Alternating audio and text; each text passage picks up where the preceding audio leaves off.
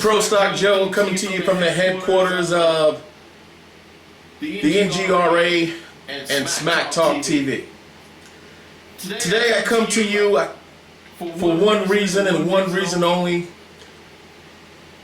I and other like-minded folks have proclaimed the year 2012 as the year of engagement.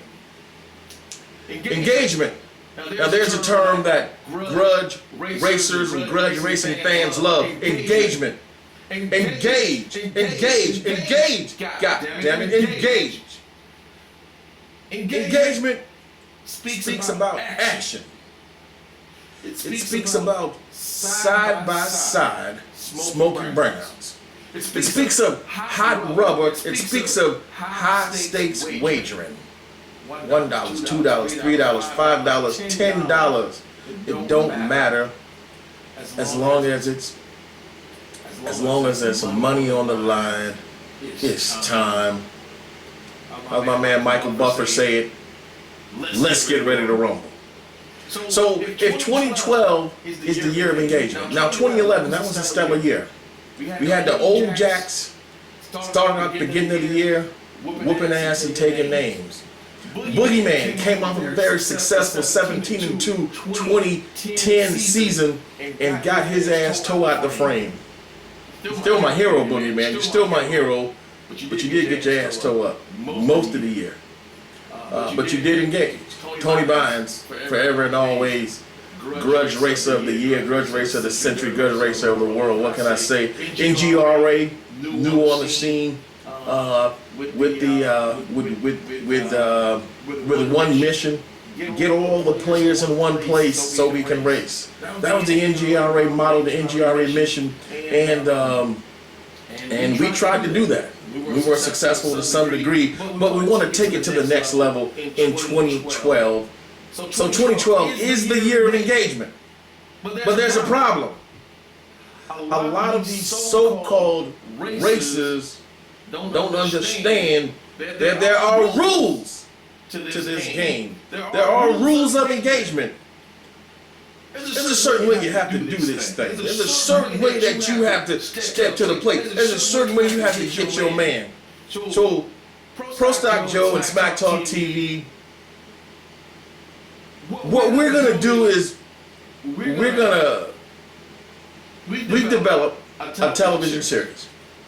YouTube television, but just the same. We're going to bring to you a series of 5-minute spots, and we're going to talk one by one about the rules of engagement. This thing has to be done. I mean, there's a lot of fake-ass racers out there. They pretend they want to engage. But see, we got to understand what race-stopping language is. During this television series, we will tell you about race-stopping language. We will identify it for you. We will break it down, and we'll also let you, in the comment section, tell us who's guilty of this race-stopping language. We'll talk about activity. Who's engaging and who's not. We will expose the fakers. We will expose the FARs. The play pretties, as my man Mississippi Joe likes to say.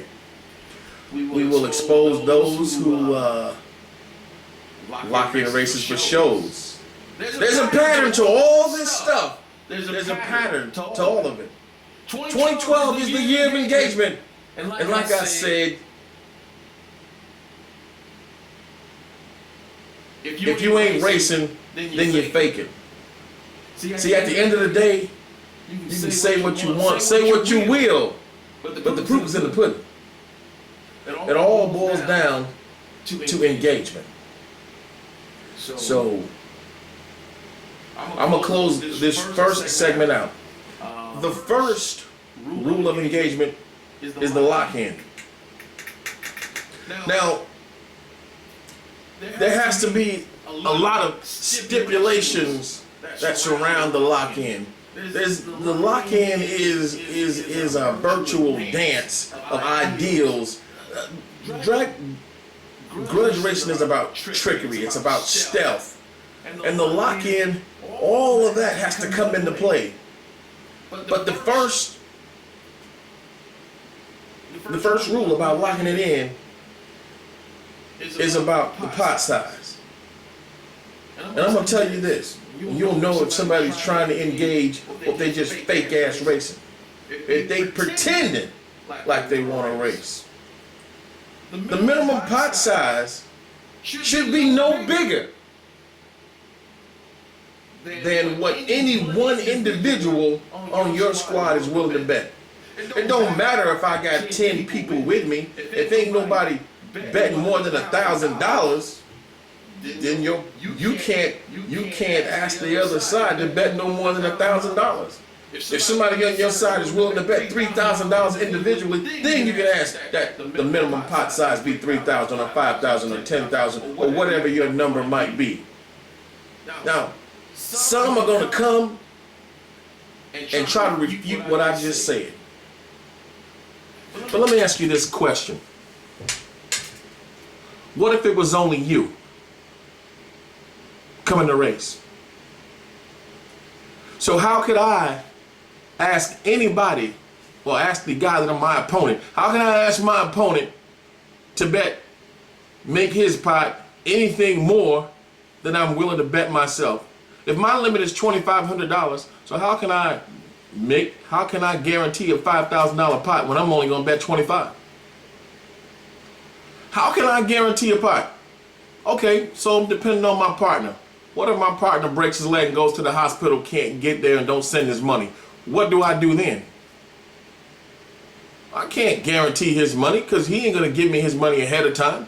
Don't nobody put up no pots ahead of time, a month in advance, 3 weeks in advance, and okay, let's put all the money together to make sure just in case something happened to you or happened to me, we're going to put this pot up. That's bullshit. That shit don't happen. Everybody goes to the track, they get the money together. But if I come to the track and I find myself by myself, then all I can guarantee is what I'm going to take out of my pocket. So how can you ask me to bet anything more than that? How can you ask me to guarantee a pot size anything more than I'm going to bet myself? And Walter, man, you know what? They talk shit about you, but I guarantee you, Walter, man, I got big respect for you because you say $3,000 is your number. And you know what? They push you around and they agitate and they pick and they say, oh man, $3,000, blah, blah. But you know what, damn it? You can count the number of people, Walter, man, that reach into their slide and dig out 300 big head Benjamins and go put it in a damn pot to race some damn body. You can count the number of people, Walter, man, so I give you props. So like I said, the first rule of engagement is the lock-in. Subsection under that, the biggest part of that is the minimum bet. It can be no more than you or any one individual in your crew is going to bet. Because like I said, what happens if you find yourself by yourself? This is Pro Stock Joe for Smack Talk TV. These are the rules of engagement. And forever and always, in this series, we close with these words. Engage, goddammit! Engage!